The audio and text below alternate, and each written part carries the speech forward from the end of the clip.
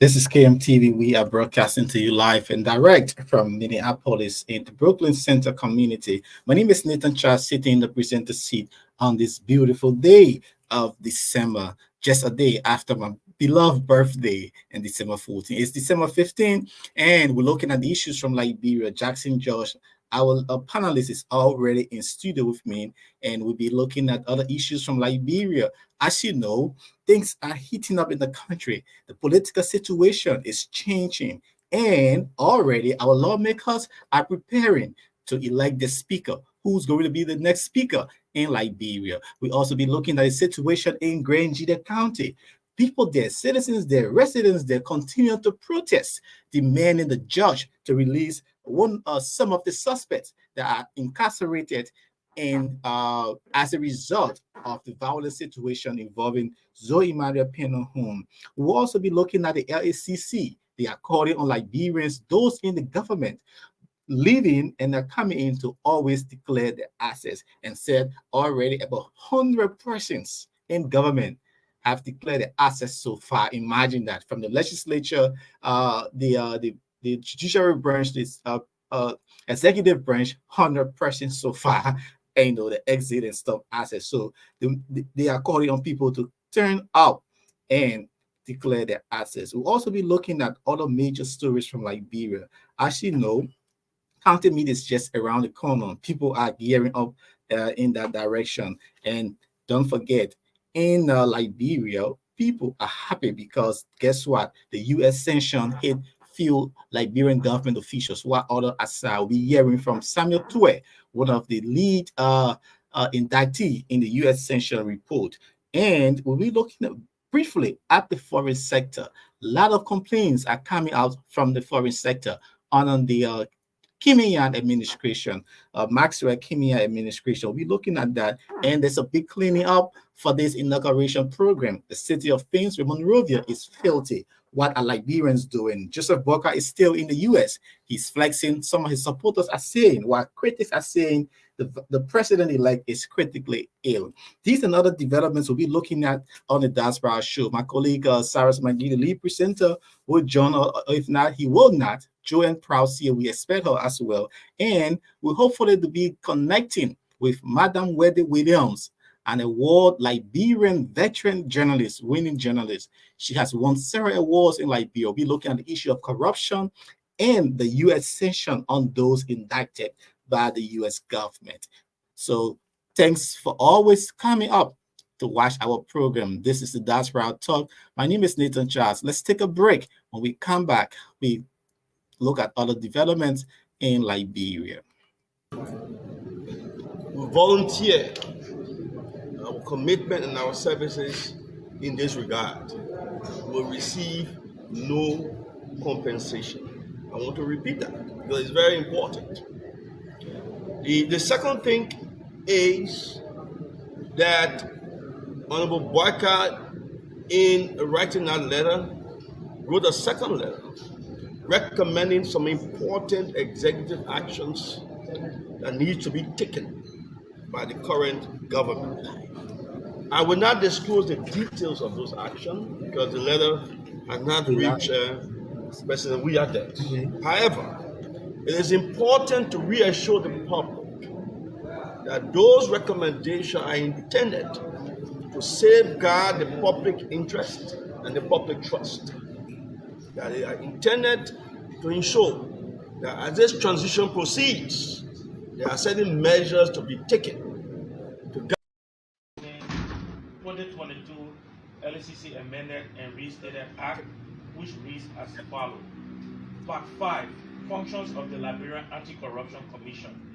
And Section 5 goes on to Section 5.1 goes on and states that the Commission shall have the broad mandate and function to implement appropriate measures and undertake programs geared towards investigating, prosecuting, combating, and preventing acts of corruption, including educating the public about the ills of corruption and the benefits of its eradication.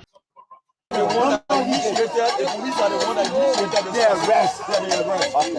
So the police are responsible as well because they did the charges.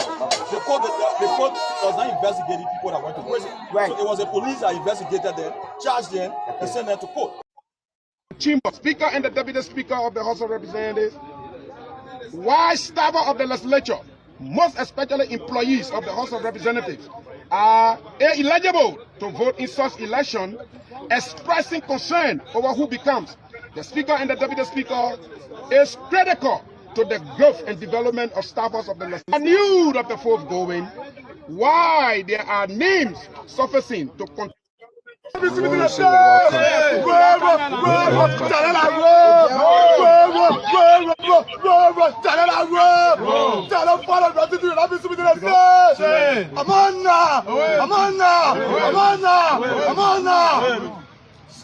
members of the press, our attention has been drawn to a press release today by our acting chairperson, Charles Brown. Concerned staffs of the Legislative Staff Association, Capitol Building, Capitol Hill, Monrovia, Liberia, December 14, 2023. The concerned staffs of the Legislative Staff Association of the National Legislature. We want to take this time to draw the attention to the just ended press release done by Mr. Charles Brown. I was acting chairman of the association and others. Let this claim the attention of the public that we are not part of the decision made. We hereby distance ourselves from such decision to endorse the deputy speaker position. Honorable Neyman Bridge. We want to make it very clear and attach ourselves on the decision of endorsing. Indeed, the staffers Neyman from the Bridge legislatures they're speaking. Indeed, welcome to the Diaspora Talk. My name is Nathan Charles. My colleague Cyrus McGill is not here, and hopefully we'll be discussing with Wendy Williams, who will be joining us hopefully. And let's go over to our panelist Jackson George. Welcome, Mr. George, to the Diaspora Talk, and it's a pleasure to be back again in our studio. Thank you, Nathan. It's always good to be back here. I can look at you and we can have a conversation. Thank you. Okay, let's start the ball rolling out first with this transitional team. As you're listening to the teaser, the opening, the transitional team headed by Jeremiah Cohn, because President-elect Joseph Parker is out of the country, and Jeremiah Cohn left while in the meeting. He had to run, and he left on board Samuel Kofi Woods. But there were some major things with the transitional team.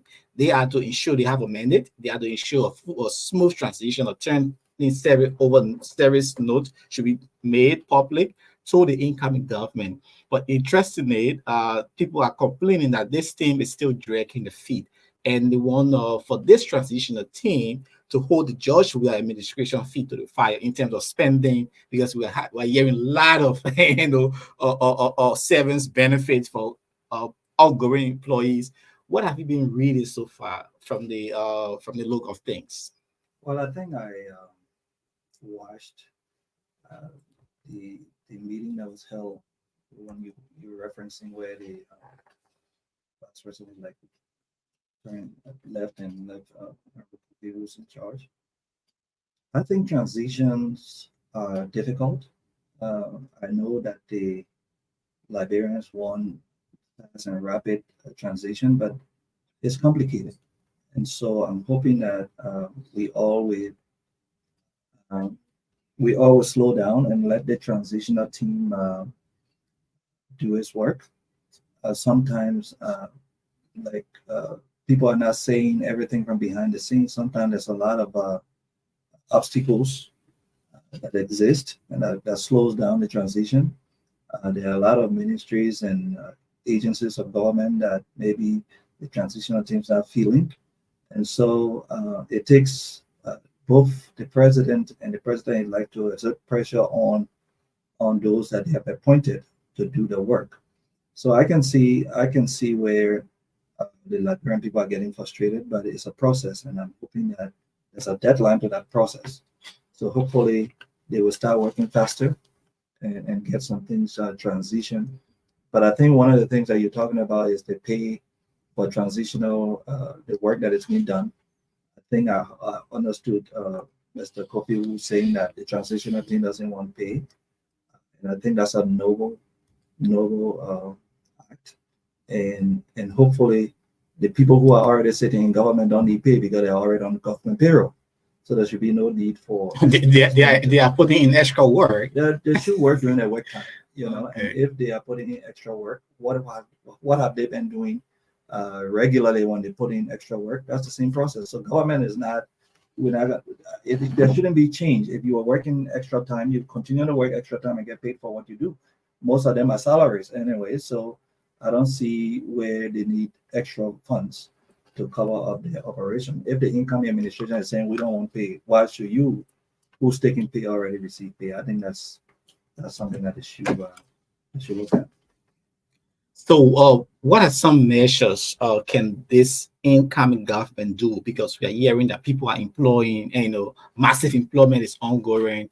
People are promoting, increasing salaries of civil servants. What can this transitional team do? It's just few months. But Nathan, what bothers me most is that if all these people you're hiring now for 6 years were sitting down doing nothing, why didn't you hire them? I mean, were you just that wicked to them to say, I'm not going to hire you until I'm leaving, then I can hire you? The measures that are going to be put in place, remember, you have to go through a process to get hired as a civil servant, right? You have to go through that process. You have to get into payroll, and you have to do so all of those who are getting hired right now, I would say government measures would be, how long have you been hired? Let's go back 1 year and see all your paychecks. Why were you hired? And those people will be purged and taken out of payroll. If the idea is to increase the payroll so that government cannot pay, then incoming government can struggle and say we cannot pay, then it's not a good thing. I feel sad for those people who sat down for 6 years and now being hired and they're running for those jobs. They should have said to those people, why now? If I were partisan of CDC and sat down for 6 years and you didn't hire me, why are you hiring me now when you get to know? But again, most of our country, government is the largest employer. And so I can see why people are looking for jobs, but it is sad. There should be a freeze. I think moving forward, this legislature should put in place a process that when there's a transition of power between the time that the National Elections Commission announces the winner, there should be a freeze in the employment of government, and so that an incoming administration can be able to adjust and make the necessary put in the necessary tools to work. But you can't move the post in the middle of the game. You're hiring all these people, you're increasing salaries, you harmonize people's salary, now you want to increase salaries. It doesn't make sense. To me, it's just a method of hurting the incoming administration. Indeed, Jackson George is hurting the incoming administration. Hopefully, we'll be joined by Wendy Williams, a Liberian veteran journalist. She will be sharing her own insight on the issue of fighting corruption, the U.S. sanction, and how can Liberians move forward under the Joseph Yvonne Walker administration. We're looking at this. Let's listen to Samuel Kofi Woods. He spoke at the meeting there with the transitional team. We have also resolved to keep the media and the public updated on activities of the JPTT. President George Emmanuel Weah and President-elect Joseph Yvonne Walker. At that meeting, President-elect Walker emphasized a commitment to smooth and peaceful transition. He heralded the phenomenal development in Liberia relating to the democratic entitlement of the Liberian people. He remains committed to that. Today, this meeting represents a testimony to that commitment. Honorable Senator Vice President-elect Jeremiah Kwankun was part of these deliberations, but had to leave because of some urgent engagement, I have been given a responsibility to work along with Honorable Kimenya to ensure that we have the logical conclusion and consensus necessary to continue to accelerate our transition. It is important to state very clearly that there are a number of things that Honorable Kimenya mentioned that is important to refer to them again. And I'd like to restate that on the issue of compensation and honorarium, we're very clear that with the dire need and strength of the Liberian people, the suffering and difficulties we continue to confront, it is important that from our end, we volunteer our commitment and our services in this regard. Will receive no compensation. I want to repeat that because it's very important. The second thing is that Honorable Boyka, in writing that Samuel Kofi, who's the speaking, a member of the transitional team in Liberia at the John press conference. We've been joined by Liberian award-winning journalist Weddy Williams. Welcome, Weddy Williams, to the Diaspora Talk. It's good to see you. Hi, Nathan. Happy belated birthday. Is it belated or is it your birthday today? Yes, so welcome. Let's look at your own reaction. Let's hear you. What do you make of the transitional team? You listen to Samuel Kofi Woods, they don't want money. The George Weah administration team is calling on the transitional team to provide them some compensation. This whole Joseph Imon Boga team, is the transitional team reneging in putting an access or freeze on employment and other transactions? What's your own reaction? Because we're seeing that a lot of people are talking about service pay to outgoing officials. Mm-hmm. Well, first of all, I think because there are two members of the transitional team, there is the current government, right? And there are members of the UP, the incoming administration. So you have to look at it. These people who are on the transitional team and are currently government officials, they get paid as government officials. But you cannot tell them to pay you if you are currently working in the government. Now, with the Unity Party side of the transition, are you getting me? Yes, I am. So with the Unity Party side of the transition, they can ask for compensation because they're working. If they decide that, oh, we do not want compensation, that's a different issue. But even if they decide they do not want compensation, they still have to make allotments because there are so many things involved. There are logistics, there are moving parts to the transition. So the money has to be used. There has to be resources. That's where documentation comes in and accountability, comes in. You cannot just say, oh, I don't want compensation, but the hotels that you're going to be in, the food that you're going to have, these are all going to be paid for. So normally Liberians will say, oh, I don't want you to pay me, but the money is being spent. So that's where, exactly, that's where transparency comes in. So you have to let us know how much is allotted, for this transition and how much have you actually used, Indeed. What do you have to say, Jackson? Well, What's your own take? does our constitution provide for this transition and how much money is allocated for transition in our budget? I mean, I just asking a question because some of these things are automatic. It should be part of our constitution. We have elections every 6 years, and so we should not be coming to a point where we're asking how much is it, what is the budget, what is this? I mean, we should have a set amount of money. I don't think since 1847 there's been a set amount allotted, for transition. It's not a constitutional provision. Yes, the government has to provide resources, but still, we have to ask how much. Well, This is where I you agree. I'm got just saying, transparency. It's not a it's regulation, it's regulatory. There are things that are constitutional, and there are things that are also regulatory. no, I agree So we with you. What cannot I'm just, saying, yeah. we every 6 years we have elections, and there could be transition, and so I agree with you. Why it is not constitutional? We should have certain amount of money put aside based on our experience and what we've had to say, okay, we'll allocate $1 million for transition. So you don't have to use all of it, but that allocation is there, and then the transitional team can create a budget and forward it to the finance ministry, and that money is paid.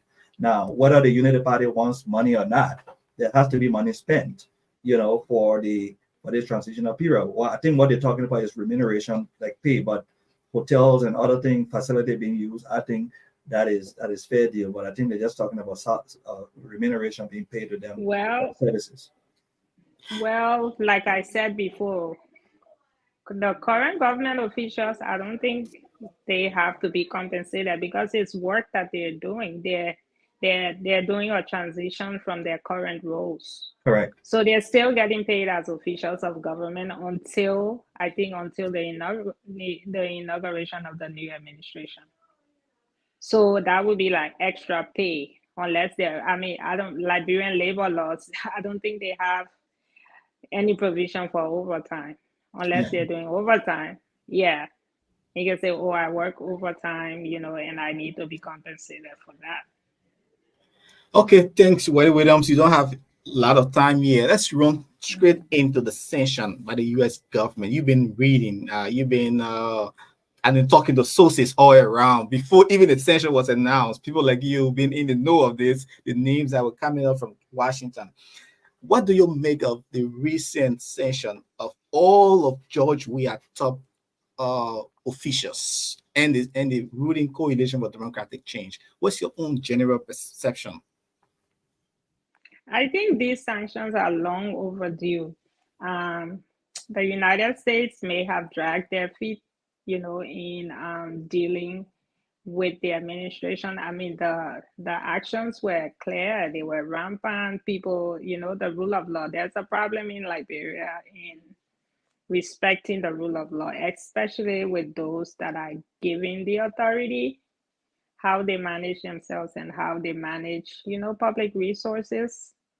And the problem with Liberia is that Liberia does not have structural systems to be able to control, malfeasance in government.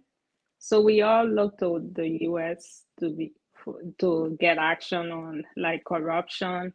Oh, there's a US sanction and Liberians are going wild, If this is something that we do ourselves, to hold people accountable, we will not be waiting, on sanctions, from the Americans.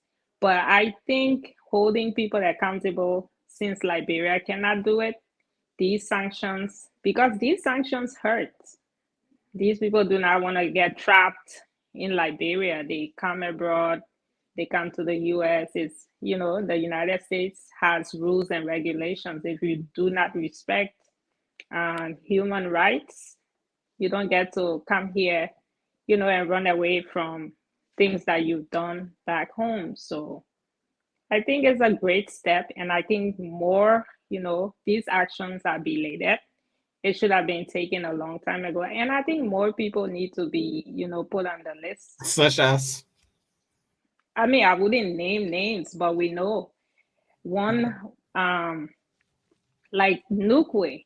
We all know Nukwe's history with the past UP administration, Alex Tyler, those people. I mean, there's so many people. And the current administration, the Ministry of Finance, a lot of things has happened over the last 6 years. It's like Liberia became some kind of a gangster's paradise where people just did, whatever they felt like doing. It became a joke.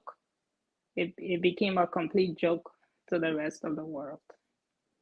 Yeah, Got you. one of the things that I think Liberians need to start to understand is that when public officials decide to take away from our national budget.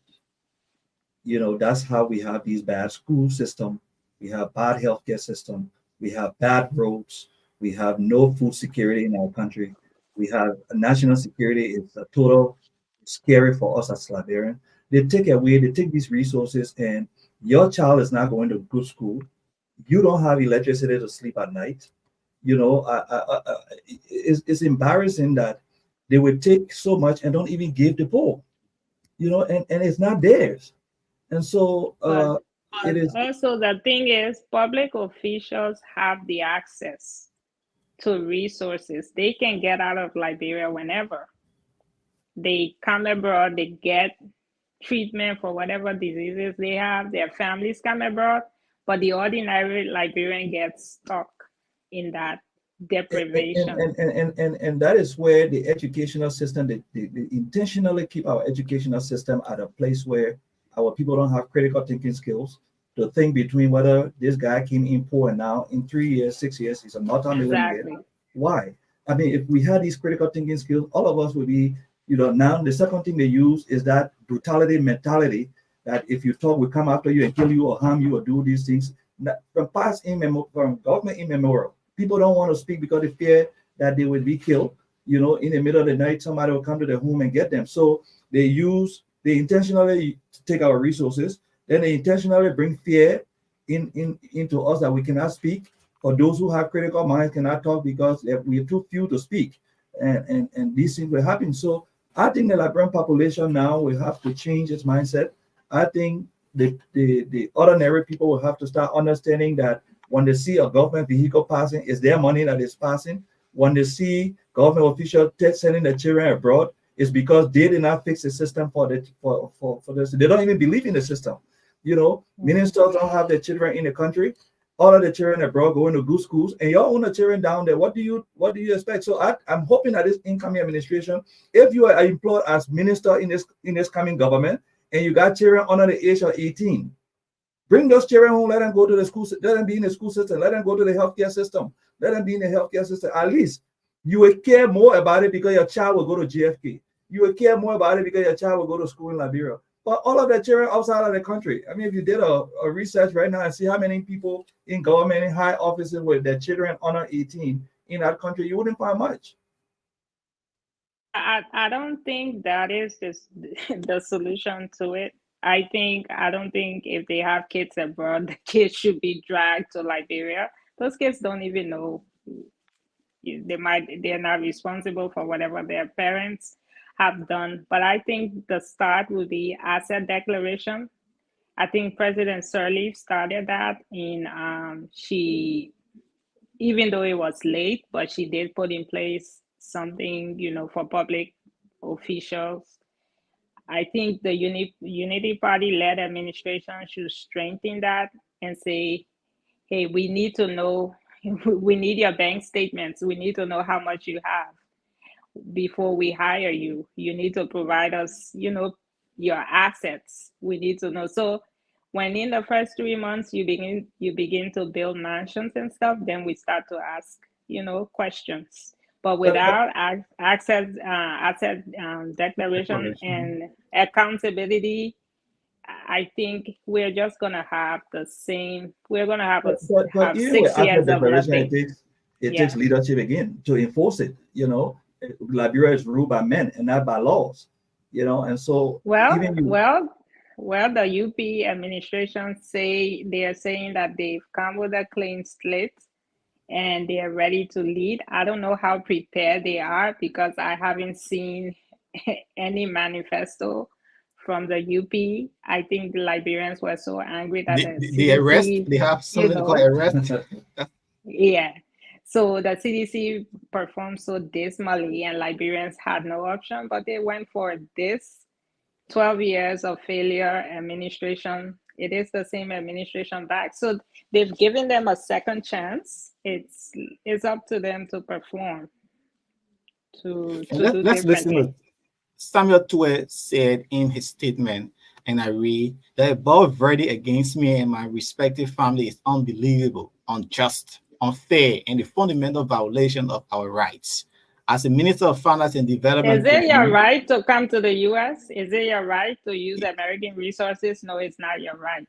Is it your right to abuse Liberian public resources? No, it's not your right.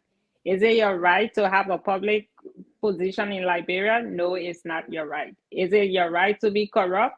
It is. It might be your right to be corrupt, but there are consequences to your actions. So I don't know what he's talking about. You know, the problem in Liberia is that people come and they talk, you know, they're so charismatic. Oh, this man is charismatic and they can say whatever they want to say, but it is not his right to get an American visa. It is not his right to travel to the USA. It's based on whatever the American government wants. It's not his right. And, you know, one of the things that I like, see how he's fighting for his children, right? He's saying it's so he's the head of the family. But I agree, and he's fighting to say it is wrong. My children should not be put under these things. I would ask the minister then, why should ordinary Liberian who are struggling, the children can go to good hospitals, they can go to good school. Why are you not thinking about them that way?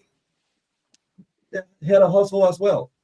They don't have these things. So when you take away from them and giving it to your family, but you are worried about your family. It's just like people who, you know, they say this is the death squad commander. So you say he got hit on should be transferred? No, I'm not saying that. But I love the way he's fighting. You saying? No, I love the way he's fighting for his children. I hope he will fight for the ordinary people. When you take away millions from in our budget. He said he has never. Well, that's the allegation. I'm just saying the allegation is there. So I like the way he's fighting for his children. I will fight for my children as well. But I want all of us to start fighting for the Liberian children as well, so that we don't be corrupt. We don't take away from national budget, so that we give to ourselves. You got a salary, live with your salary. There's nothing wrong with working in government, take your salary or do business. But the fact that you're taking from the national coffers for yourself, I don't think the American government will just sanction people for free. Every American dollar that is transaction passes through America. I don't care where it is. So what that means for the George Weah is George Weah the next person under this U.S. sanction, because they are clearing everyone around him. Right? What do you think? Is he a next target? I mean, if they have cause, they will do it. If they have cause to do it, they will do it. You know, the United States, I don't think they're afraid. They're afraid of anyone, you know, no matter who you are. But I think they're going after these people that they're going after because they do have the evidence of, you know, what they've done. And these people have been very reckless publicly. It hasn't been, you know, hidden. So I think one thing that works in Mr. Weah's favor might have been his magnanimity, you know, accepting the results of the election. In Liberia, it was so quick and so fast. There was no, you know, fight. He is leading that process. So I think if anything is to come, it might be after the transition, after the new government takes over. Do they want to use their energy in going after George Weah? If they have proof that he's done something, they should. But if it's solely based on maybe hearsay, then they will have, you know, they will do better, you know, focusing their energy somewhere else. But if they have proof, they can always go after a president, no matter how long it is, they will. And the problem also is with the GSC, the GSC audit processes. Are they ready to audit this administration? The U.S. has done its part by sanctioning, but it needs to go beyond U.S. sanctions. It needs to be an internal audit, you know, that's done. You know, is the UP willing to audit the administration, the George Weah administration? Are they willing to do that? Because they also have skeletons in their closet. So most things I've read has been audited from 2006. But the fact, what I tell people is the failure of the CDC administration to audit people in the Unity Party. It is not the responsibility of the UP to spare you because you didn't audit them when you came to power in 2017. So the UP can decide to audit members of the CDC administration, and they have every right to do so. So you cannot say, oh, I didn't audit you in 2017, so you cannot audit me now. So it rests with the UP administration to do that. I think it would be a total failure in the beginning of the UP administration to not audit uh, the past government. It doesn't matter whether it was CDC or Liberty Party, whichever government is in place. The best thing to do is to always audit. Audit is not a bad thing to do.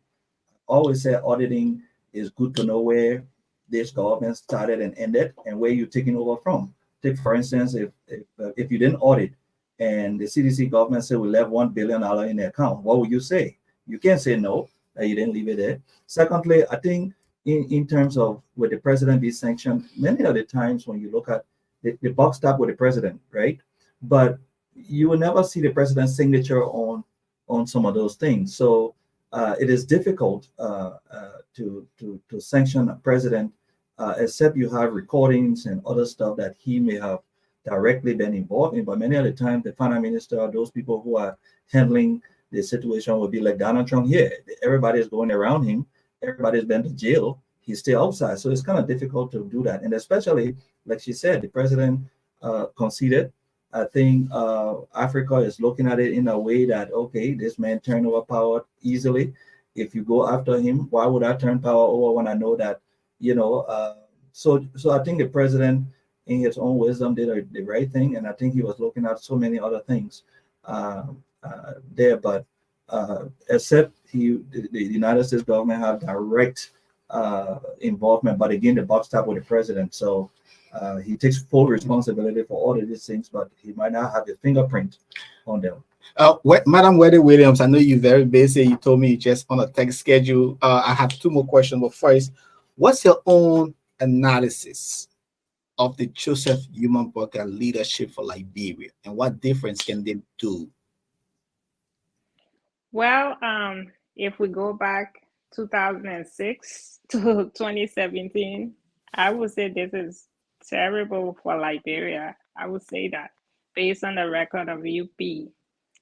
But as Joe Barker has always said, he wasn't the president at the time, so he wasn't calling those shots at the time. Somebody else was. Now, it's in his court now. The ball is in his court. He's the leader. He will take full responsibility for whatever comes with his administration. So I think we give him, the time to do whatever, work he has to do in Liberia, as president. But my problem with what's going on now, it looks really bad for Liberia, that he is currently out of the country. The Unity Party is not transparent in terms of disseminating information, in terms of telling us why is the new president-elect out of Liberia. Okay, he needs to rest. What signal does he send? So America, he needs to come to the US to rest. Can he not go to FOIA and rest with his people and celebrate his win with them?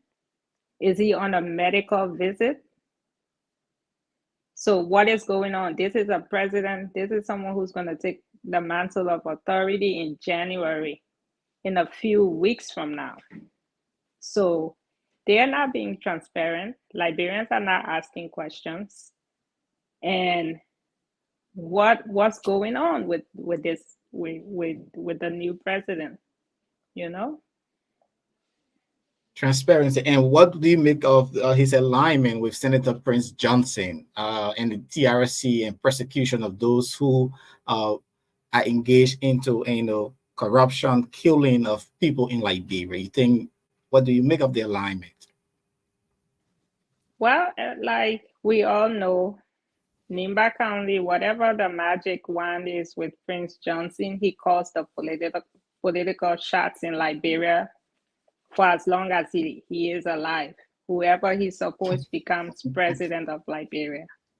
So I really cannot say because that's who his people support. The people of Nimba are fully behind him. And wherever he swings, he's like a kingmaker. Wherever he swings his wand, that person wins. He uses it to his ability. He uses it to get out of trouble in Liberia, which I think is an abuse of power. But I don't think this administration is going to be able to go after Prince Johnson because the first thing he's going to say, oh, I have 10,000 men in the bush in Nimba, and I'm waiting to bring them out tomorrow if you try to hurt me. So he's used this. He used it with Ellen. He's going to use it. He used it with we are. He's going to use it again with this administration. Do I think we need to bring a court, a war crimes court? We should have done that way back in 2005. Because if you look at the makeup of the Senate, most people who bear the greatest responsibility for the conflict in Liberia have benefited from political power since 2005. So it's like the House of Representatives is a hiding place for these people.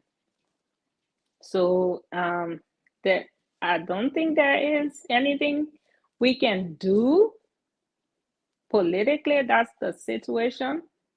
I don't know how many more years he has to live. Maybe we can all wait until he gets old and die. But I don't see it changing. It has to change with the mindset of the people. If the people say, oh, I think we need to make our own decision and not base it on individual, then we're going to have a change. But as long as Prince Johnson is a political player and he is able to support whoever, because if you go to the election data and you look at it, you see the kind of support that led the Unity Party to win. That support was heavily based on the PYJ support for the UP. Not even Lofa came close. So if you even look at the current president, if he says something, PYJ is going to say, what support do you have from Lofa? Because most of the support came from Nimba, even though we do not like, Prince Johnson, but that's what it is. It is just what it is. It is a heavy burden that we have to carry as a country, but the people of Nimba are not willing, to change the mindset. So that's what we get. Okay, Madam Williams, thanks for the time. We'll find another time to talk more. You told me you are squeezed with time, but thanks so much for taking your time to come and talk to us briefly. You're welcome. And hi to Cyrus. I just saw him pop up on the screen. Cyrus is sitting with Monrovia. I think he wants Jefferson coaching job now. Oh, is he one of the Decemberists? I think so. They're asking Cyrus, are you a Decemberist? Sarah is a December. Oh, he's not here. He's fighting with his headphone. Thanks so much, Weddy. We don't have yourself a You're wonderful welcome. time. I think Weddy made some good points, and I think if you look at Prince Johnson, he's called for war crime court. I mean, you look at Yeke Koloba, he said, "Bring it on." I think Prince Johnson has his own story. I think he wants to tell his story. He did to the TRST. Yeah, and I was listening to him yesterday. To all his story. I went back. I think Prince Johnson was one of the person who came forth with a lot of information and was very truthful to the TRST. He ain't married Booyah. He was very truthful. People need to go back and listen to Prince Johnson's story.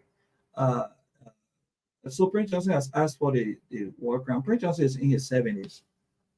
I don't think he cares if they brought in a war crime court. He would get there and explain his side of the story. People are hurt on all sides.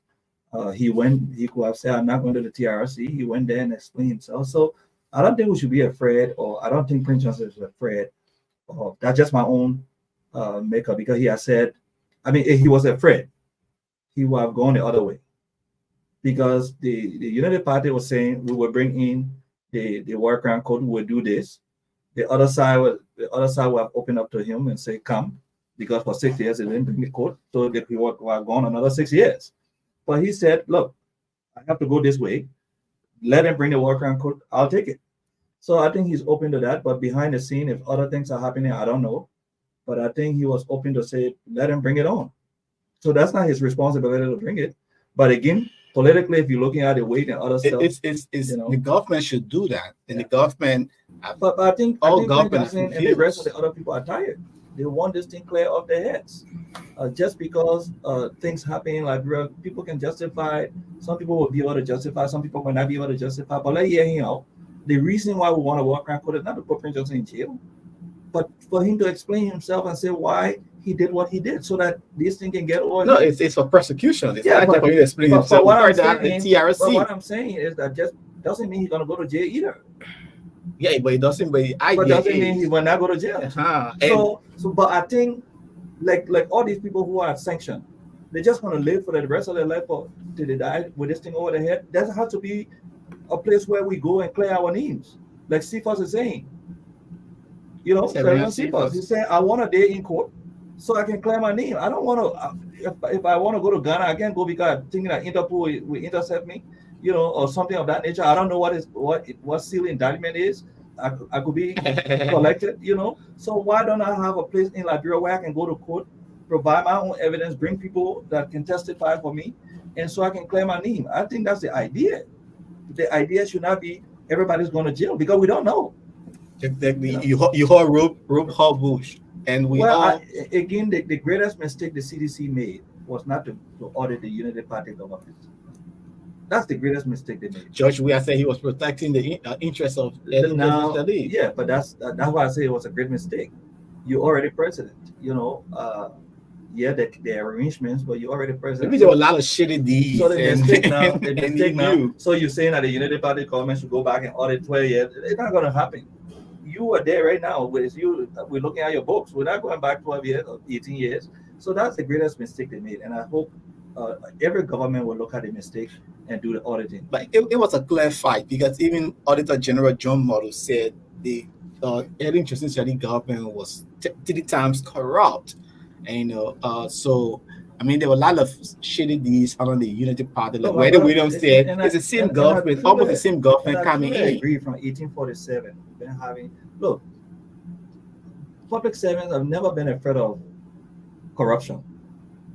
I mean, people okay. Let's say in the 12 years before this CDC government, there were massive corruption, but the people were they were sophisticated in a way they were corrupt, even though you could see it. In this last 6 years, it was like we really don't care. I can take this microphone publicly instead of hiding and taking it through the door. I just take it and walk through the door with the microphone. So corruption has gotten to the point where people are just so blatant with it, and I think that's where we as Liberians now will have to put a brakes on and say why. So I'm hoping that this coming administration will have the leadership enough to be able to fire people who are corrupt. If you got scandal on you, resign. Force them to resign. Allegation, force them to resign. There's 5 million people in our country. They're capable people. Hire the next person. Cyrus has joined us. Welcome, Cyrus. Yes, it's good to be joining you. Everybody in Liberia, what's your problem? Over sitting over Monrovia. What do you make of Samuel Tuer's statement that the CDC government is under attack by supporters, or how you call them? He used a word of the Unity Party government. Well, we expect these kinds of things. We expect them. People will try to blame people for their own shortcomings or whatever they are feeding now. I listened to Tuer yesterday cataloging a number of issues from the deal there in Nemba County with the railroad, how 2 billionaires were fighting over this, the issue of the railroad management by Mentor Steel and all of that, and another person he named or another company he named, and he thought that he was between the high rock and the high place, and he's feeling Billion years. the bitterness with fighting. And it's like in our like grandpa Wow. parlance, we say when two elephant fight, Samuel taking himself now to be the green grass that's suffering from the fight of the two elephants. But again, like I said, Nathan, we'll see a lot of these coming up. People will blame people for whatever, how long it's been since this entire deal been going on. It is now that the public is getting to know what happened behind the scene at some Correct. level. It was not out here. If the U.S. had not placed that sanction on them, but now it's going to be we wouldn't have even known what was going on as Liberians out here. So we expect more of those. But I think the step that should be taken right now, like Jackson was putting it, they should be pushing for a process where they can appear and clear their names. Like it's been very long since Serena Cephas and others got the first hate. It is now that Serena is writing an open letter to the president requesting a panel be set up. We saw that with Madame Salif and that case with Vani Sherman and others. At the time, there was a panel set up to look into that. The Global Witness case, later, if you can remember, Yeah. when Vani Sherman was the lead lawyer for those big companies, and he was not because of that. And today, Sherman suffers the burn of the sanction from the United States. A lot of people say, "Oh, America is not the only place you can go to other areas," but the war is getting to be into just a nutshell. There are a lot of treaties out there that are signed by different countries, protecting one another's interests. So, I mean, it will be frustrating if they just sit there and relax and think that I can live my life in Liberia with a sanction, hanging over me. And if anybody who knows what it means to be under sanction, call Edwin Bevan Snow, he will tell you. Call Bernard Wilfred Ure, they will Yeah. tell you. Other people will say, "Oh, the ascension were internet. I mean, it was a UN UN sanction that Snow could not even go next to Sierra Leone and Guinea. They cried many days to get off that sanction. But this is the US. It's the superpower of the world. When they place you on those kinds of things, it goes a long way. And what's frustrating for me as a parent, you know, and I know both of you and the others out there might think the same, to see that their minor kids to be, also extended to them. For their wives, they probably know what was going on, because if your husband is working for less than 10,000 United States dollars per month, and he's probably buying a property worth millions of dollars, as a wife, you should know that there is something smelling. But those kids don't know. Tomorrow, those kids have a lot of future ahead of them. They will want to come to Harvard. They want to come to, universities in America. God forbid, somebody may get sick and say the only place you can get this treatment is America. But you cannot travel to this great country. Everybody Sarah, around the world wanting to Sarah, come to this country. let me ask you a question. If you took $1 million and put it into your child's name, right? We're saying it's bad for the kids, right? I can understand that. But if you using your kids already to That's a fund point. money and say, okay, I put in $1 million for my kid. When my kid turn 18, my kid can use that money. Then you have brought in your minor kid into the process. I don't think America will just get up and just sanction babies for nothing. So maybe, and again, this is just maybe, that these people put their kids in line to get some of this money, open bank accounts, and put Even life insurance, life insurance, and annuities other and stuff like so, that. So I don't think the American government, with all the human rights and all of these social groups and this pressure that we put on them, they would just add kids on the list. But one thing he said yesterday that touched me, he said that senators here were telling him that the opposition was saying so much that he had to come here on a weekly basis just to Clear his name. to clear his name. The question is, what we have embassies here for? If these things were on a weekly basis, you have an embassy here, you have an ambassador, you have all of these things. So why were they not doing the work on a daily basis trying to clarify some of these things? But again, like I say, if you appoint somebody and you micromanaging the person and other people doing the work while they're in positions, That's what can happen to And you. and apart from even having your foreign mission to, I mean, near Washington or other parts of the world, that's why people, serious-minded people, go about and hire people who are well known as lobbyists Lobbies, yeah. in Washington and other areas, because that's where your interest lies. You have lobbyists there. Who are those? The last time we heard about lobbyists was, I think, one former CNN correspondent. CNN correspondent. What lines do you think that person has also to push your interest, the interest of a country and your 5 billion people of Liberia? You need firms. People pay firms But that but go but but, out but you hours you here you for them. got a foreign minister that can come to the country, and Yes. every day they send it out and talking about if you had to deal with a weekly basis propaganda, and your foreign minister cannot even come to the country on his own to go to State Department and other stuff, then you got a serious It problem. will, You it, know, will- it, will- it, will- it, mean that it will be a sustained propaganda, because they know that there is already a loophole within your system. If exactly. you're the chief architect of your foreign policy, I mean, next to the president, who's the foreign policy chief of the country, generally, your foreign And minister president, not cannot, intended affairs minister. yeah, Yeah, you cannot know. push, cannot your foreign minister cannot safely come to America or looking over his shoulders, thinking that those allegations that are hanging over him that he's yet to clear might start to nip him in the back.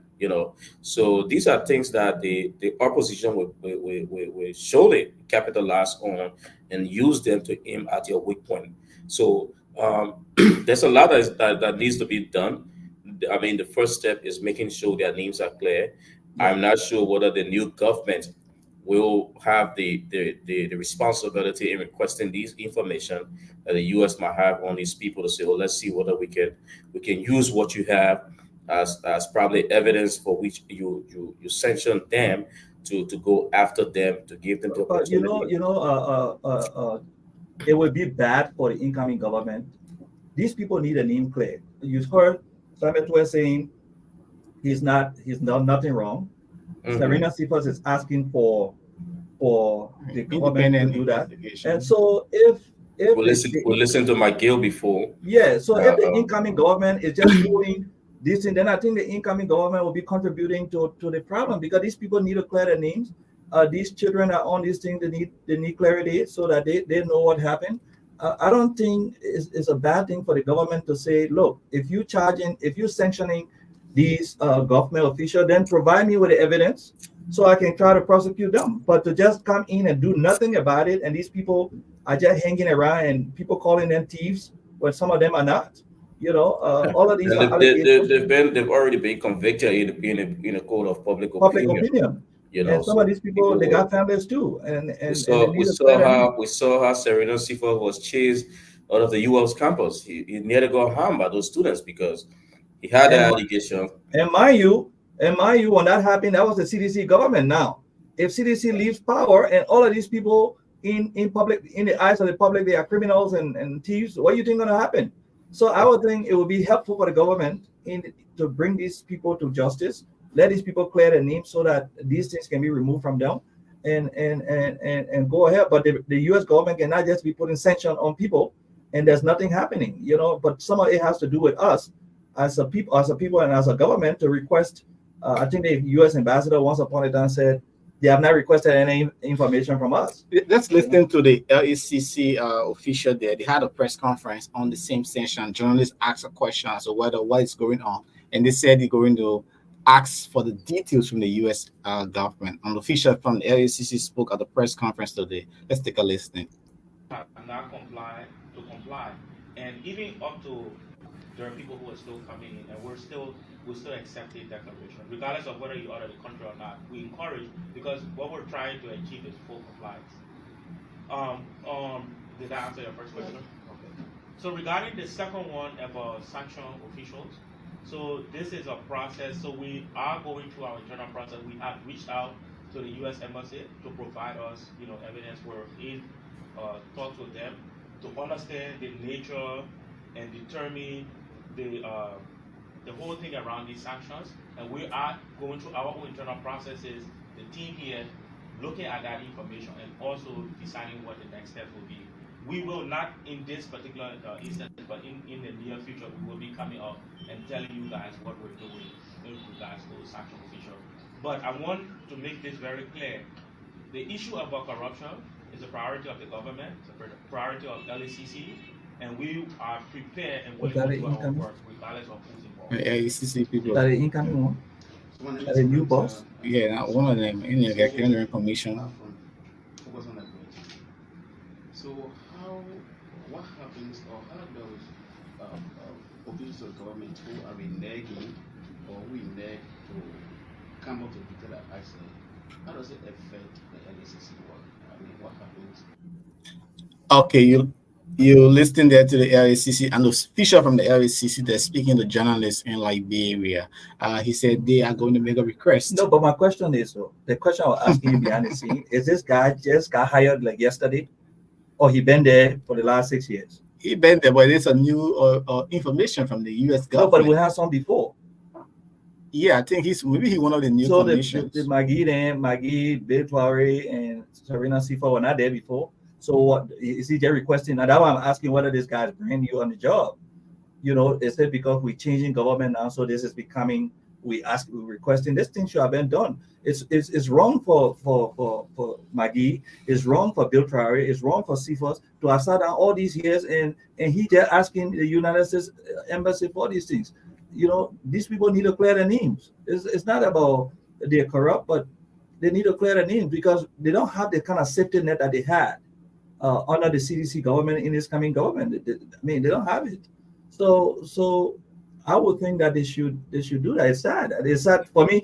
It's sad for him to be saying that right now. And maybe he is said to micromanage, and so I don't know, but I think that he's saying the right thing at this point. Let's move over to this other development. The race for the speakership and deputy speakership is heating up. We're saying that groups from staffers from the Capitol building have come up with different statements. One group in favor of Mensah, Madam Mensah for deputy speaker. Another group said from the Senate said they are not in the know of the decision. It was unilateral. Let's take a listen to Mr. Brown when he read that statement, followed by the group, the opposing group from the Capitol building. 2024, by virtue of the Liberian Constitution, members of the House of Representatives will sit in their chamber, Speaker and the Deputy Speaker of the House of Representatives, while staff of the legislature, most especially employees of the House of Representatives, are eligible to vote in such election, expressing concern over who becomes the Speaker and the Deputy Speaker is critical to the growth and development of staffers of the legislature. Renewed of the foregoing, why there are names surfacing to contest in the up prior mentioned elections, our decision to issue this statement is based on the fact that one of the names surfacing to contest the position of Deputy Speaker has been very influential in advocating for the welfare not only staffers of the House of Representatives, but also the legislature in full. We wish to express unconveniently that Honorable Mayman Meza Breeze, representative of District Number 6, Bond County, has played a pivotal role at all levels when it comes to the issues of improving the status of staffer of the legislature. Why Honorable Mayman Meza Breeze has done so much for staffer of the legislature, her role played during the harmonizations of the salary of staffer of the names tall as a long-standing advocate, which will not be forgotten. During this event, Honorable Meza opposed that it was illegal to cut salary of staffer of the legislature, as opposed to what was stated in the Harmonization Act.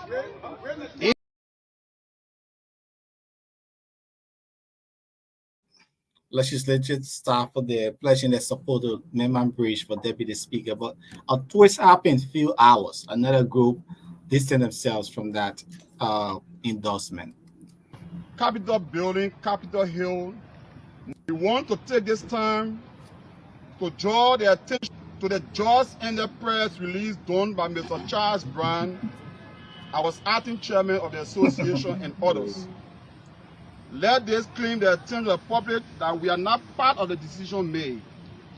We hereby distance ourselves from such decision to endorse the Deputy Speaker position of Honorable Norman Bridge.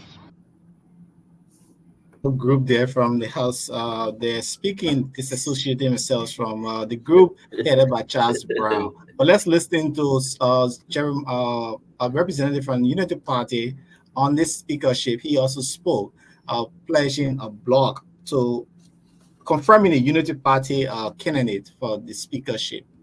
This gathering is to acknowledge of the fact that today the legislative bloc of the Union Party is alliance have agreed to work with Honorable Musa Ability of the CPP. We have come up with a merger to make sure that both bloc end up producing the leadership of the House, and teacher will accompany later. Thank you. Questions? Are you happy? This race for the speakership, we're hearing it's heating up. The names are coming up. We're hearing Jeremiah, we're hearing Richard Cohn, we are hearing Richard Cohn, we are hearing Musa Hassan Beliti. These names are coming up. You mean for Deputy Speaker? For Deputy Speaker and Speaker. Well, I think, like I said before, legislative politics is different from from regular politics. Most of these things are done behind the scene. I think the Unity Party, Richard Cohn, I think the Unity Party will push very hard to have the speaker so that they can have the agenda, to have a smooth sailing for the agenda. But the staff was coming out. It's just shameful. I mean, it happens again, but it is a bad thing for them to come up, one group to come up and endorse, and another group come up and say we're not part of that. It's not good for the person name that is being mentioned, Honorable Brooks. But again, it was designed to put pressure on the fact that Belity is supporting, is now saying he's going to support Richard Cohn, put pressure, thinking that, okay, Belity support this black, then maybe he could be deputy speaker. You know, there got to be some kind of arrangement being made that if I support you, what's in it for me? And so Mema now is saying, I had a path. Well, look at that path is narrowing down. You know, so she openly supported how do you call him, Kofa, speaker for speakership. She openly did that. So you can see that Mema is calculating and saying now Belity is shifting. Belity has some influence too. He's shifting the pendulum, and so I have to do something. And so those staffers came in support of her. And then, you know, politics again is a dirty game. Some of them came up and said, no, we disassociate ourselves. So that cancel out whatever support that she had from the staffer because it messed up everything. So that's what politics is. Legislative politics is a mess. And I'm hoping that you have to muscle your colleagues. You have to have the numbers. And until you have the numbers, you're never there. Cyrus. Well, guys, I think what's happening on Capitol Hill is not a new thing. It's something that have happened over and again. Staffers will always do those things.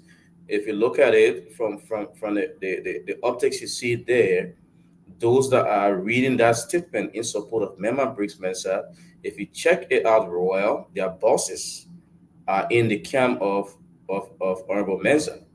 Trust me, their bosses are in the camp of Mema, and their bosses are in the camp of Fonati Kofa. Because Mema Briggs Mensa has come up open and said that she support Fonati Kofa for the speakership. And Musa Belete, who we're hearing might be contesting the deputy speakership, knows very well that he probably don't have the number to win as speaker. He probably decided to join ranks with the Unity Party, like you listen to Richard Cohn in that statement. They did not say the outcome of that meeting yesterday. The only thing they announced to the public was they've decided to work together as an alliance with Musa Belete and his camp.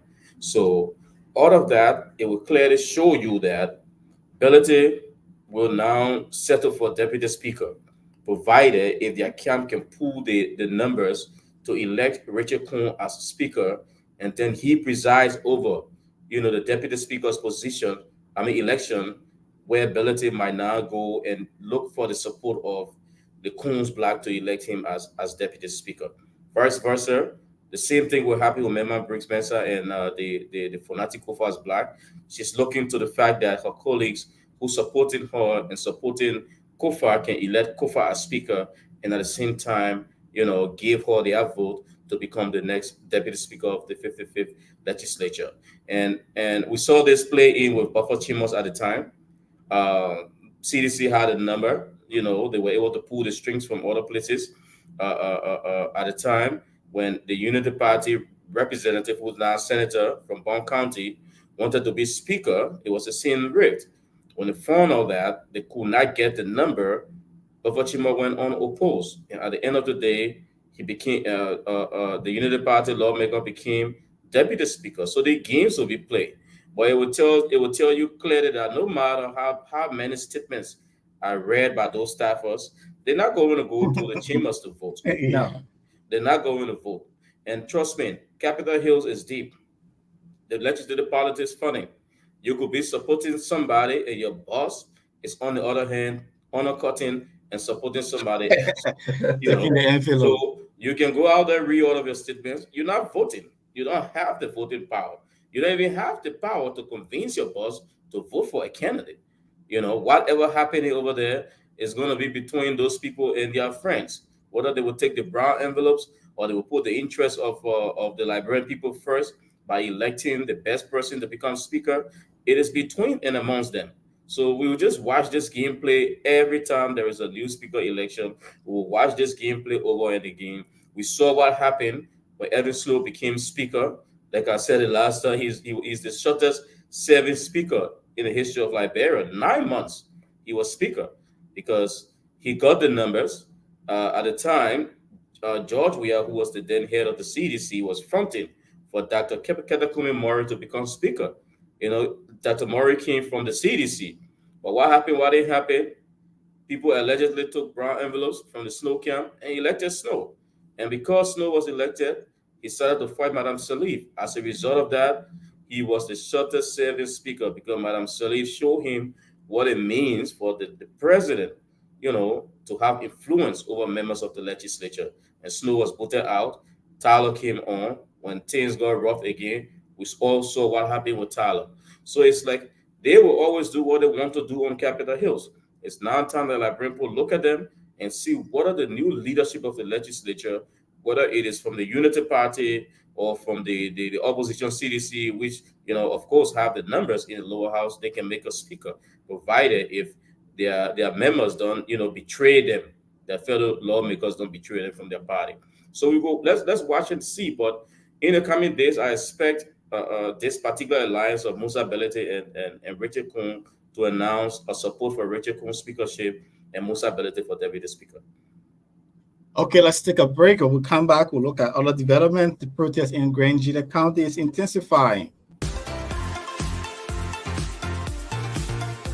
Let your celebration begin with Park Liquor Outlet, your first Liberian-owned liquor store in the city of Brooklyn Park, Minnesota. We have everything that you need to set that special occasion or ride. For your next party or great get-together with friends, visit Park Liquor Outlet. We have great selection of beer, wine, gin, and many more at affordable prices. Our customer service will make you always want to come back. We are open Monday to Saturday, 9 a.m. to 10 p.m. and Sunday, 9 a.m. until 6 p.m. Park Liquor Outlet, your one-stop celebration store. We are located at 6315 Zine Avenue North, Brooklyn Park, Minnesota. Visit us today and feel the difference.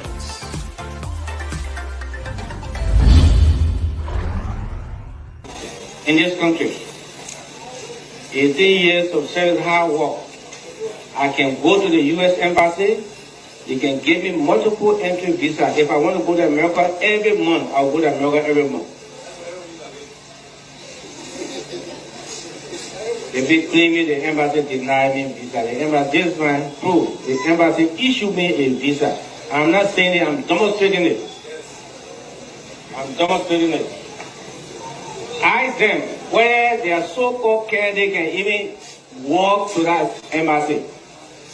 Why will you bother yourself with somebody who has been condemned by the whole world? Once America condemns you, the whole world condemns you. Hi, my name is Dr. Kent. Welcome to Brooklyn Chiropractic. Come to Brooklyn Chiropractic if you're having any back or neck pain. Especially, we specialize in treating people in auto and work-related injuries. We've been established here in Brooklyn Center for the last 14 years. And one of the pleasures that I have is helping out in the community. We've sponsored a lot of events throughout the years in the community, and we really appreciate being a part of the community. So if you're experiencing any pain, give us a try if you want a drug-free way to get better. Thank you.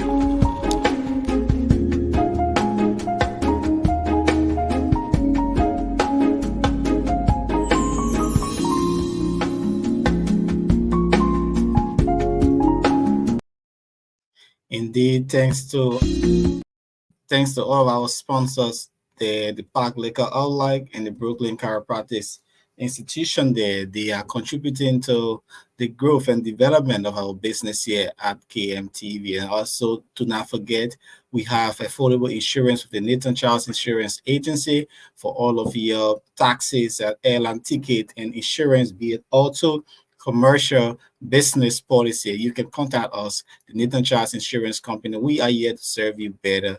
And don't forget the KMTV. We do have our 360 KMTV booth for your weddings, graduation, baby shower.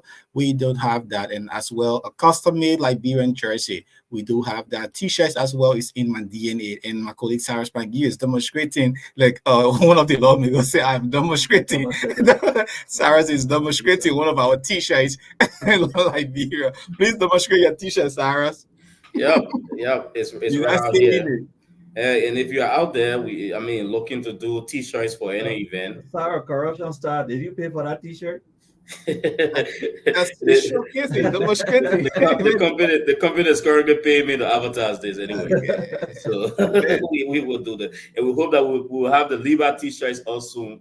The Liberian Business Association, probably I understand you guys be hitting Liberia for the inauguration comes January. We hope that the United Party people, we got these jerseys and T-shirts out celebrating Joseph Newman Parker and Jeremiah Kwankun. We got these coffee mugs. Jackson is yet to get his. I don't know what. Anyway, he said actually. But we have these coffee mugs. We have sweaters coming for the Christmas. You can swag in these sweaters for your family, and just a little bit of everything we're getting out there for you. So contact us. The numbers there strolling on the screen. You can call us. Visit our office at 5901 Brooklyn Boulevard, Brooklyn Center, and we can do all those little things for you. No, I'll pick up my own more in my T-shirts. I'll support the cause. All right, and that is it. Right, that's a good partnership. Yeah, we do have them. Let's go into this situation in Grand Gila County. Since the burning down of Zoe Maripena home, the death of the lawmaker there, Mason in Grand Gila County, things are not easy. Citizens are putting pressure on the legal system, which they should not do. Even this morning, they went at the judge's home, barricaded his road, his entrance, and things are not just feasible in the county. What is it like? Should we engage into violence? We're still talking about this issue of violence. How can we mitigate this system? We saw police just there, and protesters are sitting in front of the judge home that he will not leave his house until they release. As a judge, you just look at the evidence and you implement the law. So what is it like? What can be done differently in Grand Gila County? Let's see if we can play this clip. We'll come back. We talk more about that. The court sent them, for pre-trial. So what we say, our police are not in any way wrong. Right. Free them. Yeah. In order to maintain peace. But you know the court had that power. Yeah. Should any police charges go to court, the court had that power to not find magnitude in any charges. And this is what we are saying. The people you arrested, we are not seeing anybody from the background to say I am the complainer or have issues with you people because they found out in houses. I'm not seeing Emily, right? So the case hasn't been heard, but they are there. So what we say until we see the complainant, let our brothers and sisters be free for the person, and the complainant can file in their case. Then we go into the case. We're going to be peaceful. What do you make of that, Sarah and Jackson? Well, for me, I think the when you have the breakdown in the system when it comes to rule of law, you will have all of these things. The young men over there don't even know that the state can take on a case without even a complaint. Once there is something that is of a threat to how you call it, citizens and the country, the state can take on a case. For instance, somebody just walk up to somebody's place and set it ablaze. Without any complaint, the police can move in and make an arrest once they have, facts leading on to whoever the perpetrator might be. And until we can start to get this sort of education, people always think that whenever people are being arrested, they are guilty and all of that. Why not give the justice system the chance to do their work? This issue of violence, we saw what happened to Speaker Chambers' residents in Maryland some time ago. People vent their anger on people because they feel that these people are in power and they should feel the burn. But the justice system will need to take its course. But at the end of the day, it comes back to these very people who are being affected today. The Zoe Cannon, the Buffer Chambers, the other people on Capitol Hill. What did you put in place to empower the police, to improve the security sector of our country? There are many areas in Liberia that when things occur, you don't even have a police motorbike to move in, least to say a police vehicle. Police officers move there with all any protection. In some cases, if they can get there, they just move in there with bare hands. You see protesters with machetes, with other forms of weapons. You as a police officer just coming with your empty hand to go and provide peace and security. How can that happen? It cannot happen. So these people on Capitol Hill will need to prioritize the most important thing for our country, the presence of law enforcement in every part of Liberia.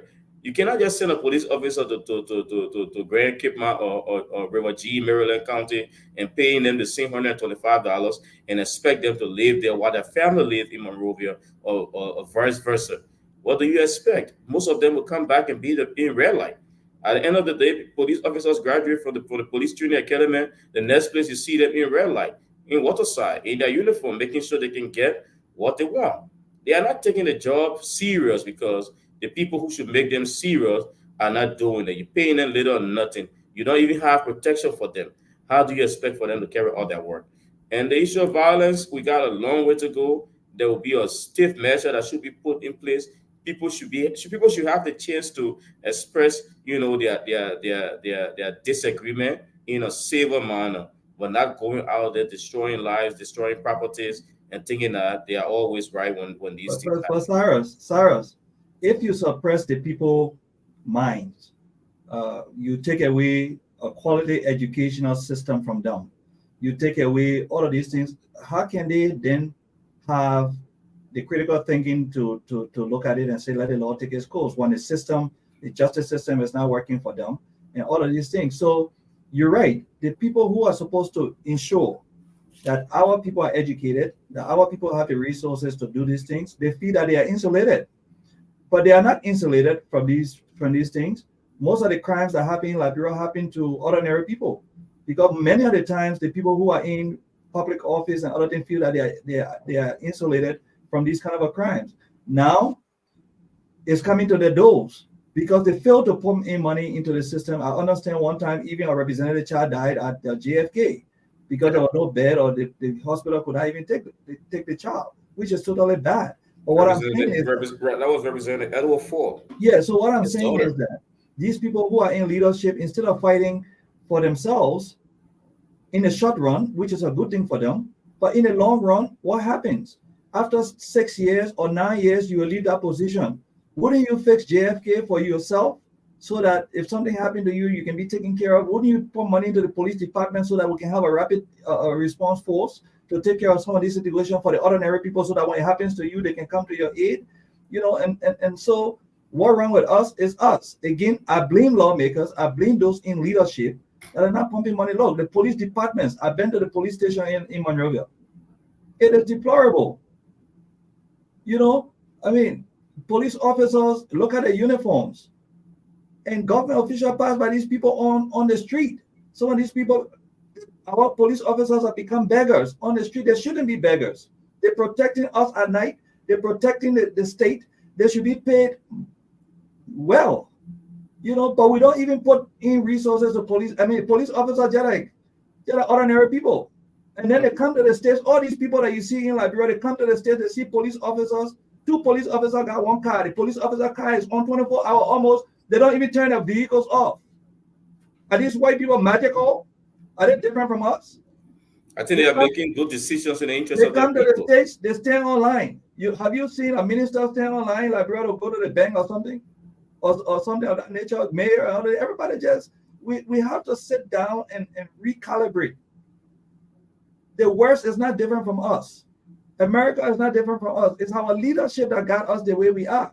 Because they come to the States all of them come to the States. They want their families to come to the States. They want to enjoy the benefit of the States. But we can do the same thing back home. We all don't have to be here. So Cyrus, I can understand, where the population, because they're not educated to understand that the legal system says got its own problem.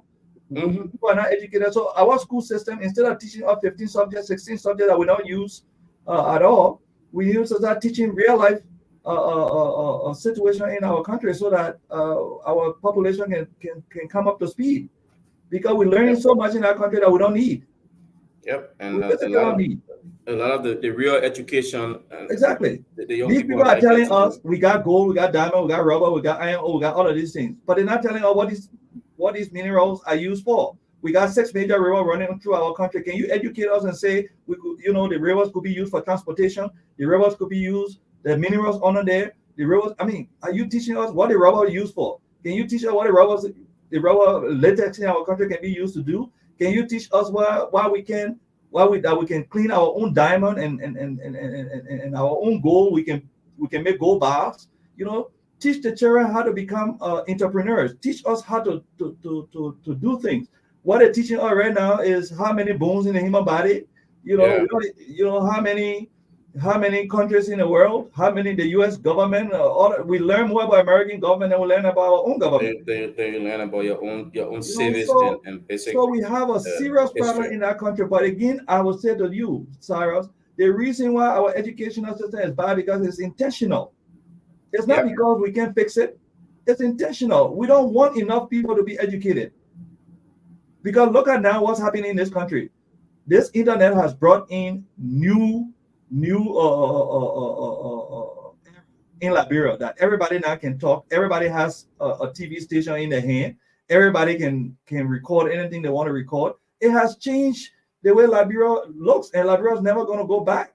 So we too, who are here, or people in leadership, must start learning that things have changed. Everybody has a TV station in their hand. Everybody recording when things happen. So we got to get to the point where public officials got to start loving this country and doing the work of the people and stop, acting like they're so big. I always say, we pay you. Why should we be afraid of you when we're paying your salary? Why should we be afraid of you? When you're driving on the roads, we should be afraid because you're coming. When we are the ones who are paying you, we shouldn't be. You should have access to your government officials. You should have access to the people who are working for you. Those are just the common everyday thing that we fail to follow because the world is evolving, but yet we are still in that same spot when other countries around us are doing better. With technology, with improving their security, improving education. We still at that same point. And that's why we get to all of these things. And the typical Liberian now feels that the issue of protest is the way forward, is what solved their problems. Well, that's the only language all government have been hearing. That's what they feel is the only language that the government understands. We will protest, and then somebody will come up and speak to that issue for a little bit, and waiting for the next one that will happen. Should we always be reactive, or should we be proactive? We should be working with a system that is proactive, that will prevent these things before they even happen. So we have a lot to see. We have way too far to go, and people will not want to say maybe what the incoming government would do, but at the end of the day, government is continuity. The Boakai administration will have to now come and see where are the lapses. How can we, fix this? How can we get this to the next level? How can we, rebrand what we give our kids in school? Teaching them basic civics, telling them about their country. What are some of those things that they need to know other than what they are learning that they're not going to use, like you said, Jesse? So, I mean, there's a lot that needs to be reformed in our country, and they will have to be done with tough and serious reform policies that will take Liberia from one point to another. Or else we'll be here the next 6 years when another government is elected. We will be seeing these same things, and people will still be asking the question, where should we start, holding people accountable? Like before I came on, I listened to you guys talking about, the issue of audit and all those kinds of things, Jackson. If you bear me witness, there are a lot of audit reports out there that have not even been touched. Auditing shouldn't be the thing. The thing about it is that the ones we have, why can't we start to work on those audit reports that goes as far back as the interim government of Charles Judy Bryan, Madam Johnson Sirleaf, George Weah, and now this time? There are a lot out there. Should we, John Model, still have other reports that he worked on that were not even touched? Thankfully, the We Are government gave the LCC another layer of prosecutorial power, and they have that. Should they start using it in the interest of the people, or should we wait and still think that Justice Ministry should take on these things? Because if the LCC now have that power, let me go hold and you. dust those old files and start with them, then people get to know that you are serious to go ahead, not to wait. Let me hold you to a point. You said that the John Malo administration got so much audit, and the CDC government gave them another layer. What has been the problem? If they had another layer that they could prosecute in the last 6 years, why haven't they done that? We are saying the same thing, because it's like there are other reports lying there that they should have started from. There are a lot of other reports that they're not even touched. So the only thing I can say, either one, the person who got the job, and somebody was listening to somebody that got to pick up the phone and say, should I audit or not audit? No, should I implement the result of this audit report? And say, hold on for a while. Yeah. That's why I'm saying that we need people of integrity. We need people who, why stay in a job for 6 years when you can't do nothing? It's just to collect the salary? Mm-hmm. So we need to go after those things, and the people shouldn't be afraid of audit. Audit is just to say, this is what the books are. This is where we had mismanagement or threw money into places that were not important.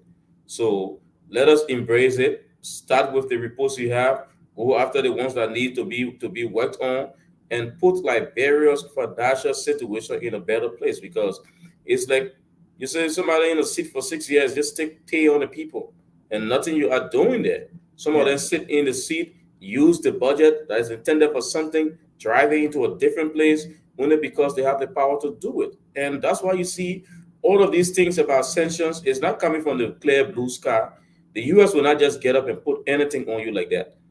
They will have issues. They will have points. If you listen to what they did with Jefferson Koji, they listed instances. It is left with you to clear your name. So we will see all these things, and we have to embrace the issue of audit, setting our financial books right, so that the new government will know where they are starting from and what they're going to be doing, and what should the Liberian people expect. Indeed, Sarah, so say thanks so much for joining us from Monrovia, from above Monrovia, on top of Monrovia. Monrovia. Yeah, we'll be here on Monday again. Me and Jackson will soon wrap this up. Thanks so much for your time. All right, guys, have yourself a wonderful rest of the week, and after the show, let's get on and do what we're supposed to do.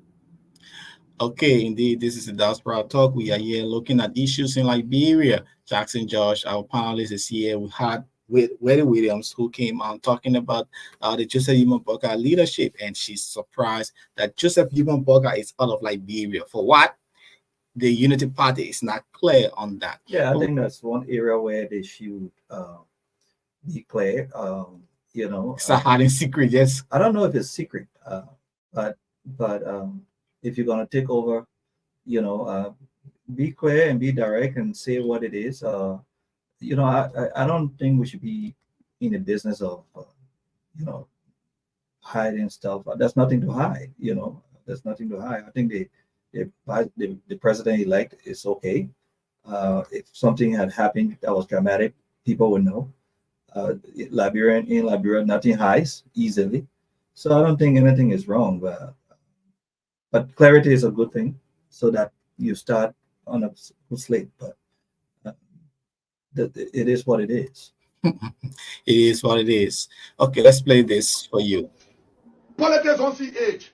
Politics don't see tradition. Politics see the interests of the people and go after the interests of the people. That's why I don't believe in political party. I believe in the Liberian people. So if you think you get a representative, you got all of you that voted for me, you think say you want me to close my mouth to hell with all of you. The process has just started. You voted for me because I've been consistent for 6 years. No lawmaker put a hand up in the history of this country. Have been consistent for 6 years with all the trauma and the harassment I'm going through. Yeke come across. Yeke is not a diplomat, right? Yeke come across rough. He come across in a way that it is hard to explain who this guy is. But sometimes, for most of the time, Yeke is saying the truth. You got elected in your district. You the spokesperson for your people. It is not about your interest. It's the interest of the people that voted you in power. It's just like in this place, you put a mayor here. The mayor doesn't just come in and does anything he wants to do. We got plans. Yeah, the city got plans. The city got manager. Yeah. The people got say. So, I follow Honorable Koloba.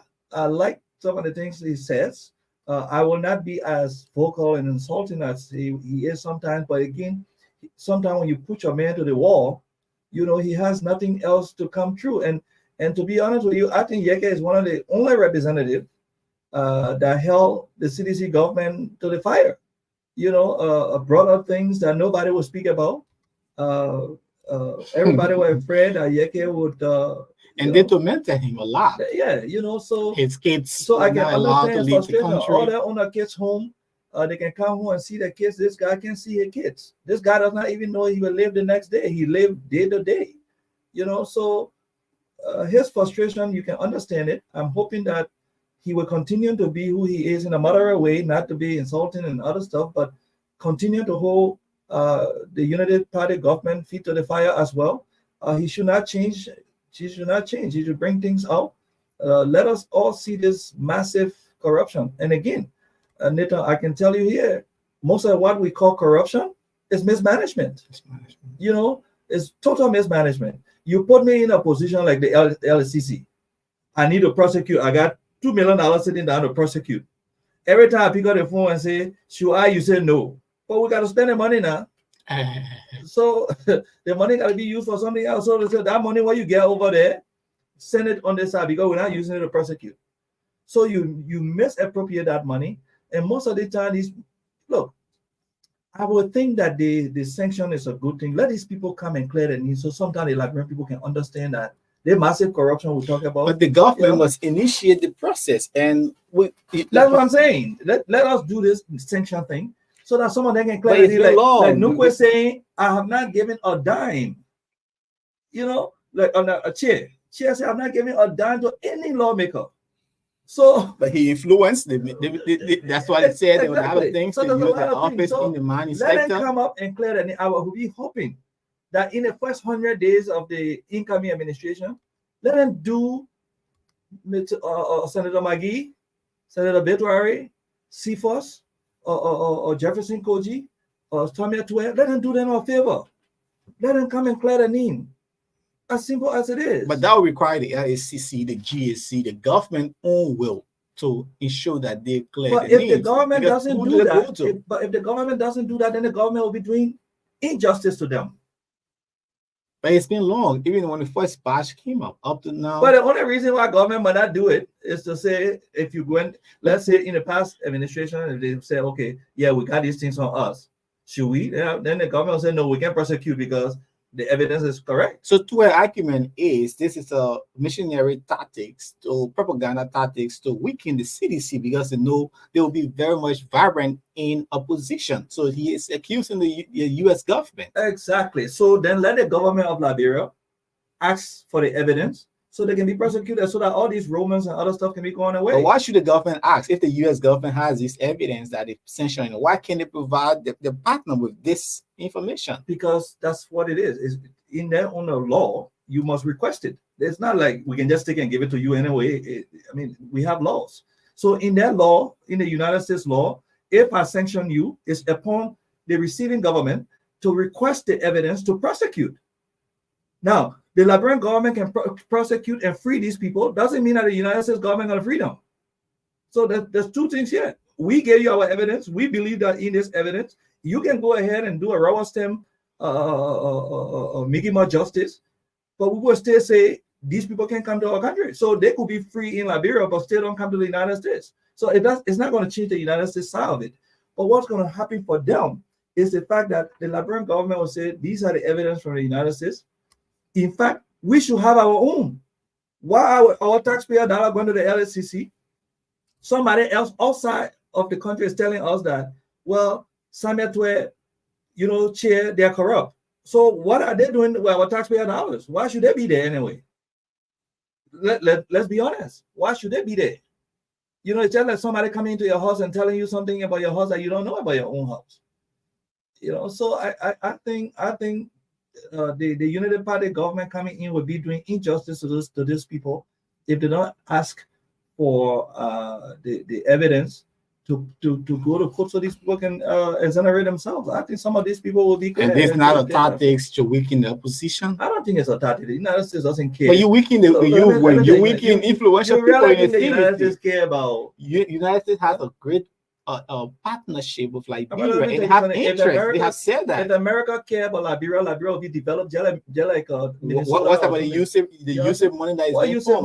Most of the money that's been spent in Liberia from the United States government is for themselves. They send people behind the money. They're using the money for so many different things. So America gave you $1 and take 95 cents of it because you don't have the expertise. What to expertise? Manage Look at how many Liberians in the diaspora. What are you talking about? We have the expertise. Then I would look. It's a big system that they have. Most of the representatives and senators have their nephews and nieces they sent to Liberia there to go and do things there. Don't tell me we don't have Liberians that are capable of doing some of these things. Let us start this capacity thing. That Liberians in the diaspora with vast capacity, experience, working with State Department, working in all sectors of this country. You understand? But no, they don't do that. So you give us $1, you take 90 cents of that $10. Chase the money. You chase the money. You send your experts. They got to give them housing. They got to get a vehicle. I mean, what is that? So let's I did a research. Aid to Africa, can aid to Liberia, can aid help build our country? No. The aid's not for us. The aid for them. It's their own way of employing people in themselves. So when they come back to the United States, they are experts on Liberia. You hear them saying expert on Liberia. A young guy who just graduated from college, sent him to the State Department, sent him to Liberia. On some kind of USAID project, now he come back, he's an expert, right? So let's start this thing about aid and what America's spending. If America wanted to help Liberia be way developed than it is. Our taxpayer money going down there. So you want to tell me that our taxpayer money, people are eating our taxpayer money. People are going to jail for not paying taxes. People are going for jail in America for tax fraud. And then our taxpayer dollar going to Liberia. People are misusing it. And some of those people that are misusing are US citizens as well. So why this sanction thing? I like it. I mean, it's good, but we got to be real. America doesn't want to help us. I mean, if America wanted to help us, Liberia would be way developed long time ago. Indeed, we will end up wrapping this program on the Diaspora Talk will be here on Monday, hopefully, to discuss more other issues, even maybe during the weekend, to do a rundown of the entire U.S. tension. Look, Nathan. America has its own challenges. I think if you look at how much money America spends in that country per year, if you look at how much American dollar being spent in that country per year, there's no reason that Liberia not develop. Like the ambassador once said, we give you money all the time, and the city is Delhi, right? You remember that saying? Yeah. The question to the ambassador was, okay, but if you're giving me $1 million every year to clean my city, you've been giving it they $1 million to me for the last 10 years, and the city not clean, why you continue to give me the money? Why? Through the solid waste project. Yeah, but why are you continuously giving me the money when you know I'm not doing the work? You should stop. But the reason why you're giving me the money, because you send people behind that money that is benefiting from that money. So the little that you give me, you can't stop it because you're taking the lion's share. But if you're giving me something to do and I'm not doing it, Nathan, to be honest with you, I will stop giving you the money because you're not doing what I'm asking you to do. So you can see where I'm coming from with the whole shenanigans that the American is helping us, American doing. Look, American giving up peanuts. If America wants us to do anything, we will be doing. America sending billions to Ukraine, billions to Israel, billions. When we're talking about peanuts here, that our own people, the little 10% that we get, that the one we're complaining about, America gave us, let's say, 100 million, 600 million every year. Go and look at the State Department website, see how much. I mean, it's there. It's public information. Yeah. And then go to see the projects that they are working on in Liberia and see what they're doing there. It is terrible. I guess they are frustrated too, but they're not saying anything. Why would you give us $600 million and you look at the country, nothing happens, and you do nothing about it? So we in the United States too, we need to start asking the United States government, we're paying taxes here too. Why our tax dollar going to our homeland and nothing coming out of it? Maybe we need to put pressure from the United States. Talk to our senators and representatives and ask them what happened to our dollars that we send it to Liberia. And maybe it will be able to help our country. But we too in the diaspora will have work to do. Instead of us fighting each other all day long and grumbling and doing other things, maybe we need to think about our country, sit our senators down and say, if you went on the State Department website, you'll give Liberia $600 million in a year from 20 this to 20 that. We want to know what happened to that money. So then the senator goes out to the floor and say, I got my constituents. They are asking questions about what's happening to the dollars in Liberia. And then maybe State Department will pick that up and then give us a good report. But we too got our work to do. We can't just sit and lead a country. I mean, we all have made mistakes. We all have left this country. So it's about time for us to start talking. We aging now. We want a place where our children will go to and enjoy this country. We can't stay. I consider myself in exile. For the last 20, 30 years, we in exile. You think we really living here? We Americans and we feel good being here? Who wants to stay out of their own country? Nobody. So we are in exile, and we need a country that is good, Nathan, a country that our children can go to and feel safe. We want a country that you go to Liberia medically, you worry if something happened to you, what will happen? We need good medication, we need good hospitals, we need good roads, and we need these things. But it can't happen in isolation. That few people continue to enjoy, to amass wealth, take all the resources, and then they're complaining about their own family. That's how selfish we are. You worried about your child being on sanction? Who cares? You think American care if they sanction somebody from if a child is in Britain and they sanction the child, they bring the child back to the United States and they live here freely? All right, Mr. Josh, we'll say thanks so much for coming on Diaspora Talk. We'll be here on Monday. Time is not in our favor, and we'll say thanks to all of our viewers and for those of you who sent birthday greetings over yesterday. I much appreciate you for the love and interestingly, I just got another package and for your birthday. For my birthday, this one came from as far as India. Somebody in India know me, and I know who is that. So tell her thank you. Oh yeah, I think it should. Oh, it's a her? Yeah, it's my daughter. Oh, okay. No, David. Let me see if I can open it live here. I told her that I was shocked to see this package. Well, it's well sealed, Jackson. And this is a huge package. You want to help me open it, my man? No. Let me see this gift. Oh, she sent flower from India. From India, yes. One of my students I'm sponsoring. Going to school. She's doing. Man. That's why we do help people. Yeah. So you can see. And this is from India. From No Favor David. She sent all kinds of things. So in the bag too. That's great. Ooh. Look at that. Oh, a lot of bag. We got good Liberians out there. Yeah. And oh my God. Wow. That's you. That's oh my God. But that's you I in love a it. diplomatic. Yeah, it's all about picture, but yeah. she said she couldn't put it in frame because Yeah, they it will would not have been allow difficult you. to ship. And then she sent you $1,000 too. You think it's a check? It's a check. It's a check. No, I don't think it's a check. It's a check. The girl been sending all the man. money and her padama been sending her. She been sending, so now she can. But I don't think it's a check, man. Ruby. It's a note, man. It's $1,000 ruby. Oh, it's a note, and the note says, "Happy birthday to you, most. Happy birthday to you." And it's a long note. I'm gonna read it. No, we don't want you to read it. Yeah, it's my secret. In closing, my man. Thanks so much. Our country, man. We need to do more. I think the people who are leaving from here and running home for jobs, I'm asking them to love this country. It's not hard. It's not hard to love Liberia. No, it's not hard to. If you did like organizational management, Nathan, it's not hard to run to fix Liberia problem. It's not hard. You just need the leadership from the top to enforce it down. Everything will work. Because in Africa, leadership starts from up down. It's not from down up. So if the president and the vice president, start to work and enforce some of these things, Liberia will be fine. Nobody look, just look at Liberia. You can go to Liberia right now, stand up in the middle of the room and say, everybody go on one side, everybody go on one side. And then when you finish talking, they say, oh, no matter fully, man, he told us to stay here and he came and said something crazy. But in short, what I'm saying, Liberia is not difficult to deal with if you got real people who want to make a change.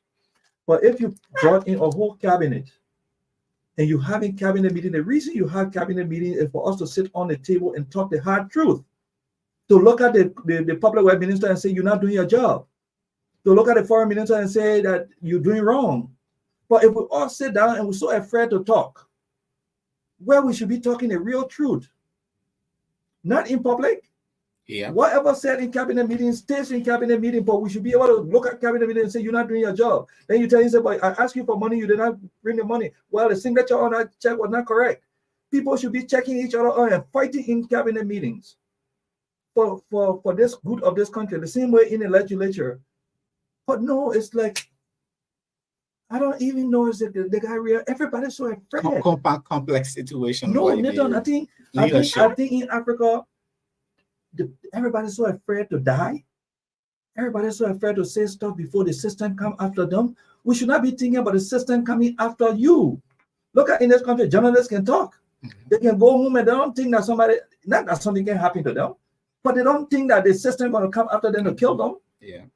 You should not be afraid to express yourself as a Liberian that, when you get outside on the street, somebody will come and kill you for expressing your view. We should not be doing that. But again, you have to build a system that the people can trust. And it comes from leadership. But if the leadership is afraid that, there will be protests. Look, if I'm a president of Liberia and the opposition protesting, I'll wear my uniform and go protest. We all mess the country, let's fix it. Yeah. I shouldn't be afraid of protest. Soon you start protesting, I will come collect my t-shirt, stay online. You went to LU?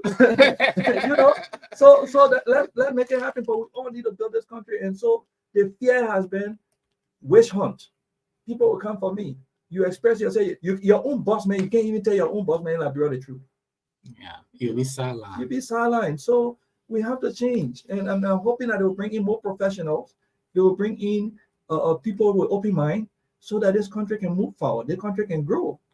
Liberia, we keep talking Liberia every day. Thanks so much, our viewers, and thanks, Mr. Jackson George, for always coming on the Diaspora Talk. Have yourself a wonderful day from Brooklyn Center. When the issues of Liberia hit the news, what is it that we, the Liberian people, want? The Liberian communities in the diasporas are not left out.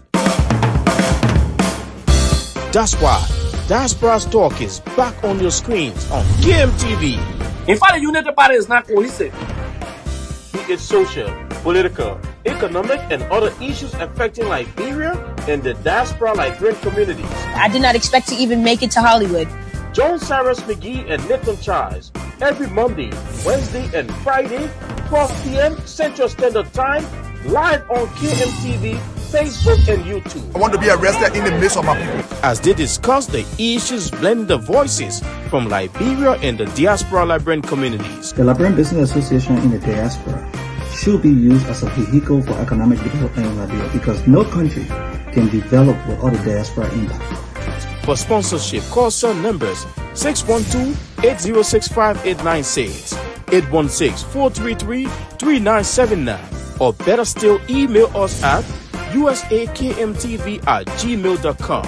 Diaspora Talk, from this house.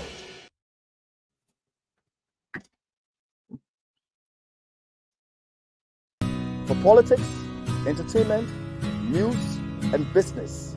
And this is KMTV. We are on the screen, we are everywhere. The best online Liberian platform you have. Make the best use of it. My name is Frank Adams, and I endorse